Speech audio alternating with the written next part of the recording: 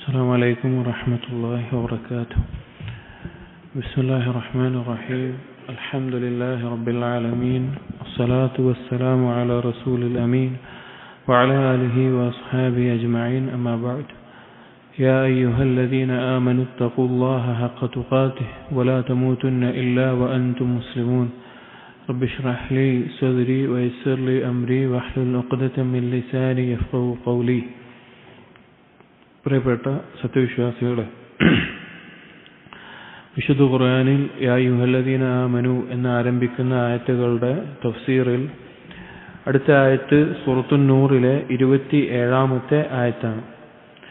ഇതിൽ അല്ലാഹു സുബ്ഹാനഹു വ തആല പറയുന്നു: അഊദു ബില്ലാഹി മിനശ് ശൈത്വാനിർ റജീം. യാ അയ്യുഹല്ലദീന ആമനു ലാ തദ്ഖുലൂ ബുയൂതൻ ഗൈറ ബുയൂതികും ഹത്താ തസ്തഅനിസു വതുസല്ലിമു അലാ അഹ്ലിഹാ ذلكم خير لكم لعلكم تذكرون. യാ അയ്യുഹല്ലദീന ആമനു, സത്യവിശ്വാസികളെ എന്ന് വിളിച്ചുകൊണ്ട് പറയുകയാണ്. ലാ തദ്ഖുലൂ ബുയൂതൻ ഗൈറ ബുയൂതികും, നിങ്ങളുടെ വീടുകളല്ലാത്ത മറ്റ് വീടുകളിലേക്ക് നിങ്ങൾ പ്രവേശിക്കരുത്. ഹത്താ തസ്തഅനിസു. തസ്തഅനിസു എന്നുകൊണ്ട് ഇവിടെ ഉദ്ദേശിക്കുന്നത് ഇസ്തിഇദാൻ, അനുവാദം ചോദിക്കാതെ. വതുസല്ലിമു അലാ അഹ്ലിഹാ, ആ വീട്ടുകാരോട് സലാം പറയാതെയും. ദാലികും ഖൈറുൽ ലക്കും ലഅല്ലക്കും തദക്കറൂൻ, നിങ്ങൾ ചിന്തിച്ച് മനസ്സിലാക്കുകയാണെങ്കിൽ അതാണ് നിങ്ങൾക്ക് ഖൈറായിട്ടുള്ള കാര്യം എന്ന് അല്ലാഹു സുബ്ഹാനഹു വ തആല പറയുകയാണ്. അപ്പോൾ ഈ ആയത്തിൽ പറയുന്ന വിഷയം അനുവാദം ചോദിക്കുന്നതുമായി ബന്ധപ്പെട്ട്, അഥവാ വേറൊരു വീട്ടിലേക്ക് നമ്മൾ പ്രവേശിക്കുമ്പോൾ നമ്മൾ ശ്രദ്ധിക്കേണ്ട രണ്ട് കാര്യങ്ങളാണ്. ഒന്ന്, അനുവാദം ചോദിക്കണം എന്നുള്ളത്. രണ്ട്, സലാം പറയണം എന്നുള്ളത്. അപ്പോൾ അനുവാദം ചോദിക്കേണ്ട രൂപം പണ്ഡിതന്മാർ പറഞ്ഞത് അസ്സലാമു അലൈക്കും അല്ലെങ്കിൽ അസ്സലാമു അലൈക്കും വറഹ്മത്തുള്ളാഹി വബറകാതുഹു അദ്ഖുൽ, ഞാൻ പ്രവേശിക്കട്ടെ എന്ന് ചോദിച്ചതിന് ശേഷമാണ് ഒരു വീട്ടിൽ പ്രവേശിക്കാൻ പാടുള്ളൂ. ഒരു തവണ ചോദിച്ചു, മറുപടി ഒന്നും കിട്ടിയില്ല എങ്കിൽ വീണ്ടും ഒരു തവണ ചോദിക്കണം. വീണ്ടും മറുപടി കിട്ടിയില്ലെങ്കിൽ വീണ്ടും ഒരു തവണ. 3 തവണയിൽ കൂടുതൽ നമുക്കൊന്നും മറുപടി കിട്ടിയില്ല, പ്രവേശിക്കണമെന്ന് അനുവാദം കിട്ടിയില്ല എങ്കിൽ അവിടുന്ന് തിരിച്ചു പോരുകയാണ് വേണ്ടത്. ഇസ്ലാമിന്റെ മഹാസിനുകളിൽ, മേന്മകളിൽ പെട്ടിട്ടുള്ള ഒരു കാര്യമാണ് ഇത്. കാരണം ദീൻ നമ്മൾ പരിശോധിച്ച് നോക്കിക്കഴിഞ്ഞാൽ കേവലം ഏതെങ്കിലും ഒരു മസ്ജിദിൽ പോയി ചെയ്യേണ്ട കാര്യങ്ങൾ മാത്രമല്ല ദീൻ പഠിപ്പിച്ചിട്ടുള്ളത്. തന്റെ വ്യക്തി ജീവിതത്തിൽ, ഒരു മുസ്ലിമിന്റെ വ്യക്തി ജീവിതത്തിൽ, അതിൽ ഒരു ടോയ്ലറ്റിൽ പ്രവേശിക്കുന്നത് മുതൽ കിടന്നുറങ്ങുമ്പോൾ ശ്രദ്ധിക്കേണ്ടത് മുതൽ ഭാര്യയുമായി ശാരീരിക ബന്ധം ഏർപ്പെടുന്നത് മുതൽ അങ്ങനെ എല്ലാ മേഖലകളിലും, എല്ലാ സ്വകാര്യതകളിലും പാലിക്കേണ്ട അദബുകൾ പഠിപ്പിച്ചിട്ടുള്ള മഹത്തായൊരു ദീനാണ് ഇസ്ലാം എന്നുള്ളത്. കാരണം ഒരു മനുഷ്യന്റെ നന്മയ്ക്ക് ആവശ്യമായിട്ടുള്ള എല്ലാ മേഖലകളും പഠിപ്പിച്ചിട്ടുണ്ട്. അതിൽപ്പെട്ട ഒരു മര്യാദയാണ് ഒരു മുസ്ലിം അറിഞ്ഞിരിക്കേണ്ട, പഠിച്ചിരിക്കേണ്ട, മുസ്ലിമുകൾക്കിടയിൽ ധാരാളം മഫ്സദത്തുകളെ, കുഴപ്പങ്ങളെ തടയുന്ന, ധാരാളം മസ്ലഹത്തുകളെ, നന്മകളെ ഉണ്ടാക്കുന്ന ഒരു മര്യാദയാണ് അനുവാദം ചോദിക്കുക എന്നുള്ളത്. അപ്പൊ ഈ ആയത്തിൽ ഏതെങ്കിലും വീട്ടിലേക്ക് പ്രവേശിക്കുമ്പോൾ ആദ്യം അനുവാദം ചോദിക്കലും അതുപോലെ സലാം പറയലും പറഞ്ഞു. എന്തിനാണിത്? അല്ലെങ്കിൽ ഇതുകൊണ്ടുള്ള മഫ്സദത്തുകൾ എന്താണ്? നബി സല്ലല്ലാഹു അലൈഹി വസല്ലം പറഞ്ഞ ഒരു കാര്യം കാണാം. അനുവാദം ചോദിക്കുന്നത് എന്തിനാണ് നിയമമാക്കപ്പെട്ടത് എന്ന് നബി സല്ലല്ലാഹു അലൈഹി വസല്ലം പറയാണ്: ഇന്നമാ ജുഇലൽ ഇസ്തിദാനു മിൻ അജലിൽ ബസർ, ദൃഷ്ടി കാരണത്താലാണ് അനുവാദം ചോദിക്കുന്നത് വെച്ചിട്ടുള്ളത് എന്നുള്ളത്. കാരണം പ്രത്യേകിച്ചും നബി സല്ലല്ലാഹു അലൈഹി വസല്ലം കാലഘട്ടത്തിൽ വീടുകൾക്ക് അധികവും ഇന്നത്തെ കെട്ടുറപ്പ് പോലുള്ള വാതിലുകളോ ഒന്നുമല്ല ഉണ്ടായിരുന്നത്. ചിലപ്പോ ചില സിത്തറായിട്ടുള്ള കർട്ടൻ പോലെയുള്ള മറകളും അല്ലെങ്കിൽ ചെറിയ രീതിയിലുള്ള തടസ്സങ്ങളും മാത്രമേ ഉണ്ടായിരുന്നുള്ളൂ. അതുകൊണ്ട് തന്നെ മറ്റൊരാളുടെ വീടിന്റെ അകത്തേക്ക് കാണാൻ സാധ്യതയുണ്ടാകും. അപ്പൊ ആ വീടിനകത്തുള്ള സ്ത്രീകൾ, കാരണം വീട് എന്ന് പറഞ്ഞാൽ ഒരു ഔറത്ത് മറക്കാനുള്ള ഭാഗമാണ്. ഇപ്പൊ സ്ത്രീകളുടെ ഹിജാബ് പറയുന്നിടത്ത് തന്നെ 2 തരത്തിലുള്ള ഹിജാബ് സ്ത്രീകൾക്ക് പറയാം. ഒന്ന്, വസ്ത്രം കൊണ്ടുള്ള ഹിജാബ് പുറത്തിറങ്ങുമ്പോഴുള്ളത്. 2, വീട് അവർക്കൊരു ഹിജാബാണ്. അപ്പൊ ഒരു ഔറത്ത് മറക്കുന്ന കാര്യമാണ് ഓരോരുത്തരും വീട് എന്നുള്ളത്. അപ്പൊ ആ ഔറത്തിലേക്ക് നോക്കിപ്പോകുന്ന അവസ്ഥ തടയാൻ വേണ്ടിയിട്ടാണ് അനുവാദം ചോദിക്കുക എന്നുള്ളൊരു നിയമം ദീനിലാക്കിയിട്ടുള്ളത് എന്ന് നബി സല്ലല്ലാഹു അലൈഹി വസല്ലം പറഞ്ഞിട്ടുണ്ട്. നമ്മൾ കഴിഞ്ഞ ദിവസത്തിൽ പറഞ്ഞു, സൂറത്തുൻ നൂർ എന്നുള്ളത് ഇതുപോലെ ഹറാമിലേക്ക് അഥവാ വ്യഭിചാരത്തിലേക്ക് എത്തിക്കുന്ന ഏറ്റവും ചെറിയ മാർഗം പോലും തടയാനുള്ള നിയമങ്ങൾ പഠിപ്പിക്കുന്ന ഒരു സൂറത്താണത്. അതുകൊണ്ട് തന്നെ ആ രീതിയിലുള്ള ഒരു നോട്ടം മറ്റൊരു ആളുടെ ഭാര്യയിലേക്ക്, സഹോദരിമാരിലേക്ക്, അന്യ സ്ത്രീയിലേക്ക് നോക്കേണ്ടി വരുന്ന നോട്ടം, അതിനുള്ള സാഹചര്യം, അല്ലെങ്കിൽ അനുവാദം ചോദിക്കാതെ വീടിനുള്ളിൽ കയറി കഴിഞ്ഞാൽ ഉണ്ടാകുന്ന സംശയം, അത് പല രീതിയിലുണ്ടാകാം. കളവിന്റെ വിഷയത്തിലുണ്ടാകാം, അല്ലെങ്കിൽ വേറൊരാളുടെ സ്ത്രീയുമായി ഒറ്റക്കാകുന്ന അവസ്ഥയുണ്ടാകാം. അങ്ങനെ പല കാര്യങ്ങളും തടയാൻ വേണ്ടിയിട്ടാണ് ഇവിടെ അനുവാദം ചോദിക്കണമെന്ന് പറഞ്ഞിട്ടുള്ളത്. അതിന്റെ മസ്ലഹത്തുകൾ ധാരാളമാണ്, ധാരാളം മസ്ലഹത്തുകൾ. കാരണം ഈ മസ്ലഹത്തുകളൊക്കെ ഒഴിവാക്കുക എന്നുള്ളത് തന്നെയാണ് അതിന്റെ മസ്ലഹത്ത് എന്ന് പറയുന്നത്. അപ്പോൾ അനുവാദം ചോദിക്കുക എന്നുള്ളത് നമ്മൾ ശീലിക്കേണ്ട, നമ്മുടെ കുട്ടികളെ, ഒരു 7 വയസ്സ് കഴിഞ്ഞത് മുതലുള്ള കുട്ടികളെ തന്നെ, കാരണം 7 വയസ്സ് മുതലാണ് അതവ് പഠിപ്പിക്കേണ്ട പ്രായമെന്നാണ് പണ്ഡിതന്മാർ പറയാറുള്ളത്. ആ പ്രായം മുതൽ തന്നെ പഠിപ്പിച്ചു കൊടുക്കേണ്ട ഒരു മര്യാദയാണ് ഏതെങ്കിലും ഒരു വീട്ടിലേക്ക് പ്രവേശിക്കുമ്പോൾ ഈ രീതിയിലായിരിക്കണം. ഇനി എത്രത്തോളം നബി സല്ലല്ലാഹു അലൈഹി വസല്ലം അടുക്കൽ ഒരു സഹാബി ഒന്ന് ചോദിച്ചു, അസ്തഅ്ദിനു അലാ ഉമ്മി, ഞാൻ എൻ്റെ വീട്ടിൽ എൻ്റെ ഉമ്മ മാത്രമേ ഉള്ളൂ, അപ്പൊ ഉമ്മാനോട് ഞാൻ അനുവാദം ചോദിക്കണോ എന്ന് ചോദിച്ചു. എൻ്റെ വീട്ടിൽ ഉമ്മ മാത്രമേ ഉള്ളൂ, അപ്പൊ അങ്ങനെ കയറുമ്പോൾ അനുവാദം ചോദിക്കണോ ചോദിച്ചു. അപ്പൊ നബി സല്ലല്ലാഹു അലൈഹി വസല്ലം നഅം, അതേ പറഞ്ഞു. അപ്പൊ ആ സഹാബി വീണ്ടും പറഞ്ഞു, ഇന്നഹാ ലൈസ ലഹാ ഖാദിമുൻ ഗൈരി അസ്തഅ്ദിനു അലൈഹാ കുല്ലമാ ദഖൽതു, ഞാനല്ലാതെ ഉമ്മാക്ക് സഹായിയായിട്ട് ജോലിക്കാരനായിട്ട് ഒരാളുമില്ല, അപ്പൊ ഞാൻ കയറുമ്പോ അപ്പോഴും ഞാൻ ചോദിക്കണോ, എപ്പോ കയറുമ്പോഴും ചോദിക്കണോ ചോദിച്ചു. നബി സല്ലല്ലാഹു അലൈഹി വസല്ലം തിരിച്ചു ചോദിച്ചു, അതുഹിബ്ബു അൻ തറാഹാ ഉരിയാനതൻ, നിന്റെ ഉമ്മാനെ നഗ്നയായി കാണുന്നത് നീ ഇഷ്ടപ്പെടുന്നുണ്ടോ എന്ന് ചോദിച്ചു. അപ്പൊ സഹാബി പറഞ്ഞു ഇല്ല എന്ന് പറഞ്ഞു. അപ്പൊ ഫസ്തഅ്ദിൻ, നീ അനുവാദം ചോദിക്കുക എന്ന് പറഞ്ഞു. എത്രത്തോളം വെച്ചാൽ അതിനേക്കാൾ സഹാബികൾ സ്വന്തം ഭാര്യ മുറിക്കകത്ത്, വീടിനകത്താണെങ്കിൽ, ഇപ്പോൾ ഭാര്യ നഗ്നയായി കാണാന്നുള്ളത് അത്ഭുതമുള്ള കാര്യമില്ല, പക്ഷേ അവിടെ പോലും അനുവാദം ചോദിച്ചിട്ട് അല്ലെങ്കിൽ ശബ്ദമുണ്ടാക്കിയിട്ട് മാത്രമേ പ്രവേശിക്കാറുണ്ടായിരുന്നുള്ളൂ സഹാബികൾ എന്നുള്ളത് നമുക്ക് കാണാൻ സാധിക്കും. അപ്പൊ അനുവാദം ചോദിക്കുക എന്നുള്ളത് ദീനിന്റെ മഹാസിനായിട്ടുള്ള, നന്മയായിട്ടുള്ള, വളരെ നല്ലൊരു മര്യാദയായിട്ടുള്ള കാര്യമാണ്. അപ്പോൾ ഇതിൽ പറഞ്ഞതുപോലെ തുസല്ലിമു, ഒരു വീട്ടിലേക്ക് കയറാണെങ്കിൽ സലാം പറയണം. അത് കാരണം അസ്സലാമു അലൈക്കും എന്ന് പറഞ്ഞ് അറിയിക്കണം. ഇന്ന് കാലത്താണെങ്കിൽ കോളിംഗ് ബെൽ അടിക്കാം, അതിങ്ങനെ ചില ആളുകൾ ഇങ്ങനെ അടിച്ചുകൊണ്ടിരിക്കും. അങ്ങനെയല്ല, ഇപ്പോൾ അനുവാദം ചോദിക്കാൻ മുട്ടുന്നത് പഠിപ്പിച്ച എങ്ങനെയാണ്? അതത് നഖം കൊണ്ട് ഒരു വാതിലിൽ മുട്ടുന്ന ഈ തരത്തിലാണ് ഒരു വാതിൽ മുട്ടേണ്ടത് എന്നാണ്. അപ്പോൾ 3 തവണയാണ് അനുവാദമുള്ളത്. അറിയിക്കാൻ. ഇനി അയാൾ അറിഞ്ഞിട്ടില്ല എങ്കിലും, അതുപോലെ തന്നെ അയാൾക്ക് തുറക്കാൻ അയാൾക്ക് വിസമ്മതമാണെങ്കിലും അവിടുന്ന് പിന്തിരിഞ്ഞു പോരാൻ വേണ്ടത്. കോളിംഗ് ബെല്ലാണെങ്കിൽ അങ്ങനെ, അല്ലെങ്കിൽ സലാം ഉറക്കെ പറഞ്ഞുകൊണ്ടാണെങ്കിൽ അങ്ങനെ.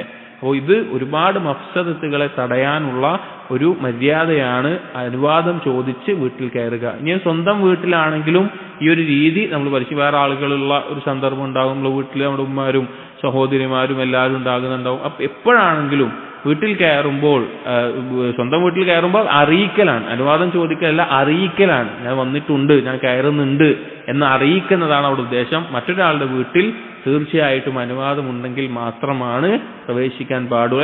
അല്ലെങ്കിൽ പിന്നെ ക്ഷണം കിട്ടണം. ഒരാൾ നമ്മളെ ക്ഷണിച്ചു, ഇന്ന സമയത്ത് ഇന്ന് 3 മണിക്ക് എൻ്റെ വീട്ടിൽ നീ വരണം എന്ന് പറഞ്ഞിട്ട് ഒരാൾ ക്ഷണിച്ചിട്ടുണ്ടെങ്കിൽ ആ ക്ഷണമാണ് അനുവാദം എന്ന് നബി സല്ലല്ലാഹു അലൈഹി വസല്ലം പറഞ്ഞിട്ടുണ്ട്. അയാൾക്ക് വീട്ടിലേക്ക് കയറി ചെല്ലാം.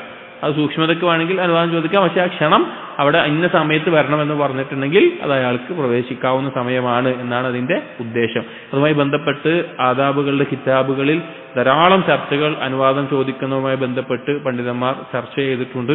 അത് പിന്നീട് ഒരിക്കൽ കൂടുതൽ വിശദമായി പഠിക്കാം. അപ്പൊ ഈ ആയത്തിൽ സലാം പറഞ്ഞുകൊണ്ട് അനുവാദം ചോദിക്കണം എന്ന് പറഞ്ഞു. ആയത്ത് അവസാനിപ്പിച്ചത് ദാലികും ഖൈറുൽ ലക്കും ലഅല്ലക്കും തദക്കറൂൻ, നിങ്ങൾ ചിന്തിക്കുകയാണെങ്കിൽ, ചിന്തിച്ച് മനസ്സിലാക്കുകയാണെങ്കിൽ നിങ്ങൾക്ക് അതാണ് ഏറ്റവും ഖൈറായിട്ടുള്ളത്. അടുത്ത ആയത്ത് സൂറത്തുൽ നൂറിലെ തന്നെ 58-ാമത്തെ ആയത്താണ്. 58-ാമത്തെ ആയത്ത്. ഇതും നേരത്തെ പറഞ്ഞതുപോലെ അനുവാദം ചോദിക്കുന്നതുമായി ബന്ധപ്പെട്ട് അല്ലാഹു സുബ്ഹാനഹു വ തആല പറഞ്ഞിട്ടുള്ള കാര്യമാണ്. പക്ഷേ ഈ ആയത്തിൽ ഒന്നുകൂടിയും പ്രത്യേകമായിട്ടുള്ള അനുവാദമാണ്. അതായത് കഴിഞ്ഞ ആയത്തിൽ വേറൊരാളുടെ വീട്ടിലേക്ക് പ്രവേശിക്കുമ്പോഴാണെങ്കിൽ ഈ ആയത്തിൽ സ്വന്തം വീടിനകത്ത് നാം എപ്പോഴും ഇടപഴകേണ്ടി വരുന്ന ആളുകളുമായിട്ട് അവർ എങ്ങനെയാണ് മര്യാദ അനുവാദം ചോദിക്കേണ്ടത് എന്നതാണ്. യാ അയ്യുഹല്ലദീന ആമനു, സത്യവിശ്വാസികളെ, ലിയസ്തഅ്സിൻകുമുല്ലദീന മലകത് ഐമാനുക്കും, നിങ്ങളുടെ വലങ്കൈ ഉടമപ്പെടുത്തിയിട്ടുള്ളവർ, അവർ നിങ്ങളോട് അനുവാദം ചോദിക്കട്ടെ. വല്ലദീന ലം യബ്ലുഗു അൽ ഹുൽമ, പ്രായപൂർത്തി എത്തിയിട്ടില്ലാത്ത കുട്ടികൾ, അവരും നിങ്ങളോട് അനുവാദം ചോദിക്കട്ടെ. ഹുൽമ മിൻകും 3 മർറാത്ത്, 3 തവണ. ഏതൊക്കെ സന്ദർഭങ്ങളിൽ? മിൻ ഖബ്ലി സ്വലാത്തിൽ ഫജ്രി, ഫജ്ർ നിസ്കാരത്തിന്റെ മുൻപുള്ള ആ സമയം, ഉറക്കിൽ നിന്ന് എഴുന്നേറ്റ് ആ സമയത്ത് ചോദിക്കട്ടെ. വഹീന തദഊന സിയാബകും മിന ദഹീറ, നിങ്ങൾ വിശ്രമിക്കാനോ മറ്റോ ആയി നിങ്ങളുടെ ശരീരത്തിൽ നിന്ന് വസ്ത്രം അഴിച്ചു വെക്കുന്ന ഉച്ചയ്ക്ക് ശേഷമുള്ള ആ സമയത്ത്, ളുഹറിന് ശേഷമുള്ള ആ സമയത്തും. വമിൻ ബഅദി സ്വലാത്തിൽ ഇശാ നിസ്കാരത്തിന് ശേഷവും അഥവാ ഉറങ്ങാൻ പോകുന്ന സന്ദർഭത്തിലും. സലാസു ഔറാത്തിൽ ലക്കും, ഈ 3 സമയങ്ങൾ നിങ്ങൾക്കുള്ള ഔറത്തുകളാണ്. ലൈസ അലൈക്കും വലാ അലൈഹിം ജുനാഹുൻ ബഅദഹുൻ, നിങ്ങളുടെ മേലെയോ അവരുടെ മേലെയോ, അവർ എന്നുദ്ദേശിച്ചത് വലങ്കൈ ഉടമപ്പെടുത്തിയ അടിമകളും അതുപോലെ തന്നെ പ്രായപൂർത്തി എത്തിയിട്ടില്ലാത്ത കുട്ടികളും, ഈ സമയമല്ലാത്ത മറ്റുള്ള സമയങ്ങളിൽ അവരുടെ മേലെ കുറ്റമില്ല. തവ്വാഫൂന അലൈക്കും, അവർ നിങ്ങളുടെ ചുറ്റുമായിട്ട് ജീവിക്കുന്ന ആളുകളാണ്. ബഅദുകും അലാ ബഅദിൻ കദാലിക യുബയ്യിനുല്ലാഹു ലക്കുമുൽ ആയാത്ത്, നിങ്ങൾ ചിലർ പരസ്പരം ഇടകലർന്ന് ജീവിക്കുന്നവരാണ്. അല്ലാഹു ഇതാ ഈ ദൃഷ്ടാന്തങ്ങളെ വിശദീകരിച്ചു തരുന്നു, ആയത്തുകളെ. വല്ലാഹു അലീമുൻ ഹക്കീം, അല്ലാഹു എല്ലാം അറിയുന്നവനും ഹക്കീമുമാണ് എന്നുള്ളത്. അതായത് അടിമ സമ്പ്രദായം നമുക്കറിയാം. ഒരാളുടെ വലങ്കൈ ഉടമപ്പെടുത്തിയ അടിമ എന്ന് പറഞ്ഞു കഴിഞ്ഞാൽ അയാളുടെ വീടിനകത്ത് സ്വാതന്ത്ര്യമുള്ള അല്ലെങ്കിൽ എപ്പോഴും ഇടപഴകേണ്ടി വരുന്ന ഒരാളാണ് അടിമ എന്നുള്ളത്. അത് അടിമ സ്ത്രീയോ അടിമ പുരുഷനോ ഒക്കെ ഉണ്ടാവും. അതുപോലെ തന്നെ പ്രായപൂർത്തി എത്തിയിട്ടില്ലാത്ത കുട്ടികൾ, ഈ ആളുകൾ വീടിനകത്തുള്ളവരെ പറ്റിയിട്ടാണ് പറയുന്നത്, വീടിനകത്ത് ഇടപഴകേണ്ടി വരുന്ന ആളുകളെ പറ്റിയിട്ടാണ് പറയുന്നത്. അങ്ങനെയുള്ള ആളുകൾ നിങ്ങളുടെ അടുക്കിലേക്ക് പ്രവേശിക്കുമ്പോൾ, അഥവാ വീടിനകത്ത് മുറിക്കകത്താവട്ടെ അല്ലാതെ പ്രവേശിക്കുന്നാവട്ടെ, 3 സമയങ്ങളിൽ പ്രത്യേകം ശ്രദ്ധിക്കണം എന്നാണ് പറഞ്ഞത്. 3 സമയങ്ങളിൽ അതിൽ ഒന്നാമത്തേത് പറഞ്ഞു ഫജ്റിന് മുമ്പുള്ള സമയം, അഥവാ ആ ഉറക്കത്തിൽ നിന്ന് എഴുന്നേൽക്കുന്ന അല്ലെങ്കിൽ വസ്ത്രങ്ങൾ മാറുന്ന ആ തരത്തിലുള്ള ആ സമയം. രണ്ടാമത്തേത് പറഞ്ഞു ദുഹറിന് ശേഷമുള്ള അല്ലെങ്കിൽ പകലിൽ വിശ്രമിക്കാൻ വേണ്ടി ഉറങ്ങാൻ വേണ്ടി ആ സമയത്ത് ആളുകൾ എന്ത് ചെയ്യും, സാധാരണ പുറത്ത് ധരിക്കുന്ന വസ്ത്രങ്ങൾ മാറ്റുന്ന ഒരു സമയമായിരിക്കും ആ സമയം. മൂന്നാമത്തേത് ഇശായിന് ശേഷവും ഉറങ്ങാൻ വേണ്ടി തയ്യാറെടുക്കുന്ന വസ്ത്രം മാറ്റുന്ന ആ സമയത്തും. ഇങ്ങനെയുള്ള സമയങ്ങളിൽ അവർ അനുവാദം ചോദിക്കട്ടെ എന്ന് അല്ലാഹു സുബ്ഹാനഹു വ തആല പറയാൻ പ്രത്യേകം ശ്രദ്ധിക്കണം. ഈ അനുവാദം ചോദിക്കുന്നതുമായി ബന്ധപ്പെട്ട് സ്വഹാബികളും അതുപോലെ പിൻഗാമികളും പറഞ്ഞിട്ടുള്ള കാര്യം, ആദ്യകാലത്ത് പ്രത്യേകിച്ച് വാതിലുകൾ എന്നുള്ള ആ സിസ്റ്റം ഇല്ലാതെ വെറും റൂമുകൾ കർട്ടന് കൊണ്ട് എല്ലാം മറച്ചു വെച്ചിരുന്ന ആ സന്ദർഭത്തിലാണ് ഇതിന് കൂടുതൽ പ്രാധാന്യമുള്ളത്. ഇന്ന് കാലത്ത് ഒന്നുകൂടി സൗകര്യം കൂടുതലാണ്, നമുക്ക് വാതിലുകൾ കുത്തിയിടാനുള്ള പിന്നെ അടച്ചുറപ്പുണ്ട്, അതിന്റെ രീതികളുണ്ട്, മാറിയിട്ടുണ്ട്. എന്നിരുന്നാലും ഈ മര്യാദകൾ നമ്മൾ പാലിക്കണം എന്ന് മാത്രം. കൂടുതലും ഈ ഇസ്തിദാനിന്റെ അന്നത്തെ കാലഘട്ടത്തിലെ ആ മുറികളുമായി ബന്ധപ്പെട്ടാണ് കൂടുതൽ പ്രായോഗികമാകുന്നത്. ഇന്ന് കാലത്ത് അതിന്റെ ആവശ്യമില്ല എന്നല്ല, കൂടുതൽ പ്രായോഗികമാകുന്നത്. ഇന്ന് ഈ നമ്മൾ ശ്രദ്ധിക്കേണ്ട മര്യാദകൾ തന്നെയാണ് ഈ പറഞ്ഞിട്ടുള്ളത്. അപ്പൊ ഈ 3 സമയങ്ങളിൽ പ്രത്യേകിച്ചും നിങ്ങളുമായിട്ട് ഇടപഴകുന്ന, അതാണ് അല്ലാഹു തആല പറഞ്ഞത് തവ്വാഫൂന അലൈക്കും, അവർ നിങ്ങളുടെ ഇടയിൽ ഇടകലരുന്ന ആളുകൾ ആണ് എന്ന നിലക്ക് പറയുന്നത്. അപ്പോ ഈ ഇടകലരുന്ന അതുകൊണ്ട് ഈ 3 സന്ദർഭങ്ങൾ പ്രത്യേകം ശ്രദ്ധിക്കണം. അതല്ലാത്തപ്പോൾ, കാരണം വസ്ത്രം മാറ്റും എന്ന് ഉറപ്പില്ലാത്ത ബാക്കിയുള്ള സന്ദർഭത്തിൽ അവരല്ലാതെ ഇടപഴകുന്നത് കൊണ്ട് കുഴപ്പമില്ല എന്ന് അല്ലാഹു സുബ്ഹാനഹു വ തആല അറിയിക്കുകയാണ്. അപ്പൊ നോക്കി എത്രത്തോളം നമ്മുടെ മക്കളെയൊക്കെ പഠിപ്പിക്കേണ്ട അദബുകളാണിത്. നമ്മുടെ മക്കളെ നമ്മൾ പഠിപ്പിച്ചു കൊടുക്കേണ്ട മര്യാദകൾ. ഇന്ന് ഇങ്ങനെ ഒരു മര്യാദ തീരെ ശ്രദ്ധയില്ല. ഇപ്പോ ഒരു പിന്നെ പുറത്തുനിന്നുള്ള ആളാണെങ്കിലും അല്ലെങ്കിൽ വേറെ കുടുംബക്കാരാണെങ്കിലും കസിൻസ് ആണെങ്കിലും എല്ലാവരെയും മുറിക്കകത്ത് കയറുന്ന, ആണും പെണ്ണും ഇടകലരുന്ന, അല്ലെങ്കിൽ ഇതിനോടൊന്നും ശ്രദ്ധയില്ലാത്ത, ഇതിനോടൊന്നും താല്പര്യമില്ലാത്ത, ഇതൊന്നും ഞങ്ങൾക്കുള്ളതല്ല എന്ന് വിചാരിക്കുന്ന ഒരു അവസ്ഥയാണ്. പക്ഷേ ഇതുകൊണ്ടുണ്ടാകുന്ന മഫ്സദത്തുകൾ എത്രയാണ് നമുക്കറിയാം. അപ്പോൾ കണ്ടോ, ചെറിയ രീതിയിൽ പോലും ഒരു തെറ്റിലേക്ക് എത്തിക്കുന്ന സാഹചര്യം. കാരണം മനുഷ്യൻ ദുർബലനാണ്, മനുഷ്യൻ വാലിമാണ്, ജാഹിലാണ് എന്നുള്ളത് മനുഷ്യന്റെ അടിസ്ഥാന വിശേഷണങ്ങളാണ്. അതിനെ നന്നാക്കിയെടുക്കണമെങ്കിൽ അല്ലാഹു സുബ്ഹാനഹു വ തആല ഹുദ, ഈ നിർദ്ദേശങ്ങൾ അനുസരിക്കുകയല്ലാതെ വേറെ ഒരു മാർഗവും ഇല്ല. അതുകൊണ്ട് ഈ പ്രത്യേകം ഈ സന്ദർഭങ്ങളിൽ ശ്രദ്ധിക്കണം എന്ന് പറഞ്ഞു. 3 ഔറത്തുകളാണ്, ഔറത്തായിട്ടുള്ള സമയങ്ങളാണെന്ന് പറഞ്ഞു. എന്നിട്ട് അല്ലാഹു തആല ആയത്ത് അവസാനിപ്പിച്ചത് വല്ലാഹു അലീമുൻ ഹക്കീം, അല്ലാഹു തആല അലീമാണ്, എല്ലാം അറിയുന്നവനാണ്, ഹക്കീമാണ്, യുക്തിപൂർവമാണ് അവന്റെ വിധികൾ അവൻ പഠിപ്പിച്ചിട്ടുള്ളത്. നോക്കൂ, അള്ളാഹുവിന്റെ കലാമായ ഖുർആനിലാണ് അല്ലാഹു തആല ഈ ചെറിയ ചെറിയ മര്യാദകൾ പോലും പഠിപ്പിക്കുന്നത്. അപ്പൊ അതിന്റെ പ്രാധാന്യത്ര ഉണ്ടാവും. ഇപ്പൊ ലോകാവസാനം വരെ പാരായണം ചെയ്യപ്പെടുന്ന അള്ളാഹുവിന്റെ സിഫത്തായിട്ടുള്ള വിശേഷണമായിട്ടുള്ള കലാം, സംസാരം, അതാണ് ഖുർആൻ എന്ന് പറയുന്നത്. ആ ഖുർആനിൽ എന്തെല്ലാം കാര്യങ്ങൾ അള്ളാഹുവിന് ചർച്ച ചെയ്യാനുണ്ട്, എന്തെല്ലാം കാര്യങ്ങൾ, വലിയ വലിയ കാര്യങ്ങൾ എന്ന് വിചാരിക്കുന്നത്. പക്ഷെ ഇത്രയും ചെറിയ കാര്യങ്ങൾ പോലും അള്ളാഹു തആല ഓർമ്മിപ്പിക്കുന്നുണ്ട് എങ്കിൽ അതിനകത്ത് തീർച്ചയായിട്ടും മനുഷ്യന് ചില നന്മകളുണ്ട്. ചിലയല്ല, അതിനകത്താണ് നന്മകളുള്ളത്. അത് ഒഴിവാക്കുന്നിടത്ത് മഫ്സദത്തുകളാണ് മനുഷ്യന് ബാധിക്കാനുള്ളത്. അടുത്ത ആയത്ത് സൂറത്തുൽ അഹ്സാബിലെ 109-ാമത്തെ ആയത്താണ്. 9-10 ആയത്തുകളാണ്. സൂറത്തുൽ അഹ്സാബിലെ 9-ാമത്തെ ആയത്ത്. അതിൽ അല്ലാഹു സുബ്ഹാനഹു വ തആല പറയുന്നു, യാ അയ്യുഹല്ലദീന ആമനു ദ്കുറൂ നിഅമതല്ലാഹി അലൈക്കും ഇദ് ജാഅത്കും ജുനൂദുൻ ഫഅർസൽനാ അലൈഹിം റീഹ വജുനൂദൻ ലം തറൗഹാ വകാന അല്ലാഹു ബിമാ തഅമലൂന ബസീറാ. ഈ ഒരു ആയത്ത് സൂറത്തുൽ അഹ്സാബ് എന്നുള്ളത് നമുക്കറിയാം. അഹ്സാബ് യുദ്ധം. അഹ്സാബ് യുദ്ധത്തിന്റെ മറ്റൊരു പേരെന്താണ്? ആർക്കറിയാം? ആർക്കെല്ലാം അറിയോ? അഹ്സാബ് യുദ്ധത്തിന് മറ്റൊരു പേരിൽ അറിയപ്പെടാറുണ്ട്, ഖന്ദഖ്. അഹ്സാബ് യുദ്ധം ഉണ്ടാകുന്ന സന്ദർഭം എന്ന് പറഞ്ഞു കഴിഞ്ഞാൽ മക്കയിലുള്ള ഖുറൈശികൾ ഗത്ഫാൻ ഗോത്രവുമായിട്ടും അതുപോലെ തന്നെ മറ്റു പല അറബ് ഗോത്രങ്ങളുമായിട്ടും കൂടിച്ചേരുകയും അതേസമയം മദീനത്തുള്ള ബനു ഖുറൈള, ബനു നളീർ എന്നുള്ളവർ കരാർ ലംഘിച്ചുകൊണ്ട് മുസ്ലിമീങ്ങളെ ചതിക്കാൻ തീരുമാനിക്കുകയും അങ്ങനെ മക്കയുടെയും ഹിജാസിന്റെയും അതിനു മുകളിലുള്ള സ്ഥലങ്ങളിലുള്ള ആളുകളും അതേസമയത്ത് നജ്ദിന്റെയും അതിന്റെ താഴ്ഭാഗത്തുള്ള ആളുകളും എല്ലാവരും ഒരുമിച്ച് കൂടി മദീനയെ ആക്രമിക്കാൻ തീരുമാനിച്ചു. അഥവാ മുസ്ലിമീങ്ങളെ, റസൂലുള്ളാഹിയും സഹാബികളെയും ആക്രമിക്കാൻ തീരുമാനിച്ചു. അപ്പൊ അവരുടെ വലിയ ആ സംഘം, ചരിത്രകാരന്മാർ പറയുന്നത് മദീനയുടെ മൊത്തം ജനസംഖ്യയേക്കാൾ കൂടുതലായിരുന്നു ശത്രുക്കളുടെ സംഖ്യ. ഇപ്പൊ യുദ്ധത്തിന് പോകുമ്പോൾ പുരുഷന്മാർ മാത്രമായിട്ട് പോകുന്ന, അതിന് കഴിയുന്ന ആളുകൾ മാത്രമേ ഉണ്ടാവുള്ളൂ. പക്ഷെ മദീനയുടെ മൊത്തം ജനസംഖ്യയേക്കാൾ കൂടുതലായിരുന്നു അഹ്സാബ് യുദ്ധത്തിന് ഒരുങ്ങിക്കൂടിയ ആളുകളുടെ സംഘം. അങ്ങനെയാണ് നബി സല്ലല്ലാഹു അലൈഹി വസല്ലം സഹാബികളുമായിട്ട് കൂടിയാലോചിച്ച് എന്ത് ചെയ്യും.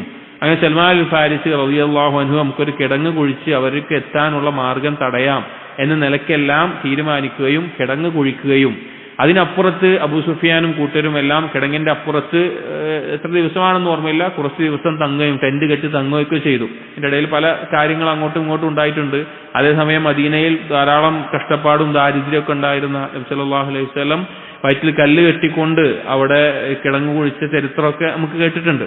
അതുമായി ബന്ധപ്പെട്ടിട്ടാണ് സൂറത്തുൽ അഹ്സാബിലെ ആയത്തുകൾ പറയുന്നത്. ഈ ആയത്തും പറയുന്നതാണ്. അല്ലാഹു തആല പറയാണ്, യാ അയ്യുഹല്ലദീന ആമനു, സത്യവിശ്വാസികളെ, ഉദ്കുറൂ നിഅമതല്ലാഹി അലൈക്കും, അള്ളാഹു നിങ്ങളുടെ മേലെ ചൊരിഞ്ഞിട്ടുള്ള നിഅമത്തുകൾ നിങ്ങൾ ആലോചിക്കണം.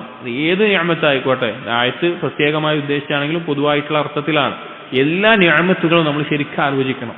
കാരണം അള്ളാഹുവിനോട് നന്ദി കാണിക്കാൻ, അള്ളാഹുവിനെ ദിക്ർ ചെയ്യാൻ, അള്ളാഹുവിനെ ധിക്കരിക്കുന്നത് ഒഴിവാക്കാൻ ഈ ഒരു ചിന്ത തന്നെ നമുക്ക് മതിയാകും. അള്ളാഹു നിഅമത്തുകൾ ഇവിടെ പ്രത്യേകം പറയാണ്, നിങ്ങൾ ആലോചിക്കണം. എന്താണത്?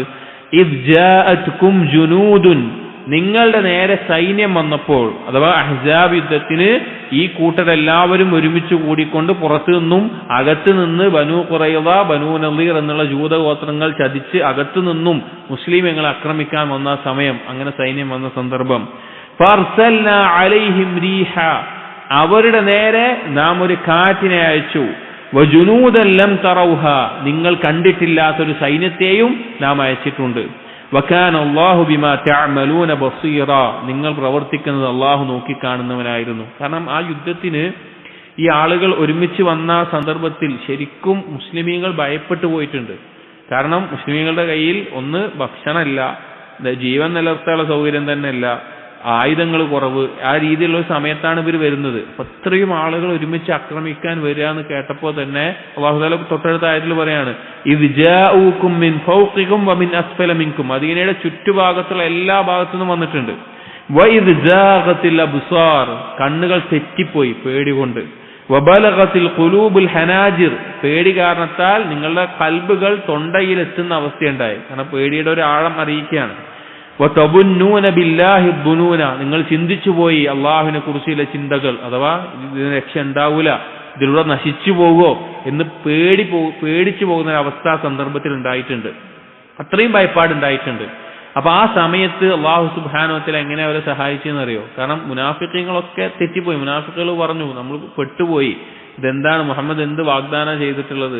മുഹമ്മദ് നബി സല്ലല്ലാഹു അലൈഹി വസല്ലം ഹന്തക്കിൽ കല്ല് പൊളിക്കുമ്പോൾ കിസ്റ കൈസർ കോട്ടകൾ കീഴടക്കുന്നത് ഞാൻ കാണുന്നുണ്ട് എന്ന് പറയുന്നുണ്ട്. ഒക്കെ കളവാണെന്ന് പറഞ്ഞ് മുനാഫിക്കുകൾ ഒരു ഭാഗത്ത്, മുസ്ലിമീങ്ങൾ എന്ത് ചെയ്യണം എന്നറിയാത്ത സമയത്ത്. പക്ഷെ മുസ്ലിമീങ്ങൾ അവരെ ഈമാനും ഇസ്ലാമും തെളിയിച്ചു നിന്നുകൊണ്ട് തന്നെ അള്ളാഹു സുബ്ഹാനഹു വ തആല എതിർഭാഗത്ത് ശത്രുക്കൾ തമ്പടിച്ച് നിൽക്കുമ്പോൾ അവർക്കെതിരെ ശക്തമായ കാറ്റയച്ചു അവരെ തമ്പുകൾ പാറിപ്പോകുന്ന അവസ്ഥയിലും അവരുടെ ഉള്ളിൽ റുഅബ് ഇട്ട് കൊടുത്തു. റുഅബ് എന്ന് പറഞ്ഞാൽ മുസ്ലിമീങ്ങളെ കുറിച്ച് ശത്രുക്കളുടെ കൽബിൽ അള്ളാഹു ഇട്ട് കൊടുക്കുന്ന ഭയമാണ്. മുസ്ലിമീങ്ങൾ എത്രത്തോളം ഈമാനിൽ ശക്തമായി നിൽക്കുന്നുവോ, അള്ളാഹുവിനനുസരിക്കുന്നുവോ, അതിനനുസരിച്ച് കുഫാറുകളുടെ കൽബിൽ അള്ളാഹു ഇട്ടുകൊടുക്കുന്ന, പ്രത്യേകിച്ച് നബി സല്ലല്ലാഹു അലൈഹി വസല്ലം ഉമ്മത്തിന് അള്ളാഹു നൽകിയിട്ടുള്ള കാര്യമാണ് ആ റുഅബ് ഇട്ട് കൊടുക്കുന്നുള്ളത്. മുസ്ലിമീങ്ങൾ ദീനിന് തെറ്റിപ്പോയോ ആ റുഅബ് അവരിൽ നിന്ന് ഒഴിവാകുകയും ചെയ്യും. അപ്പൊ ആ പേടി അവരിൽ ഇട്ടുകൊടുത്തു.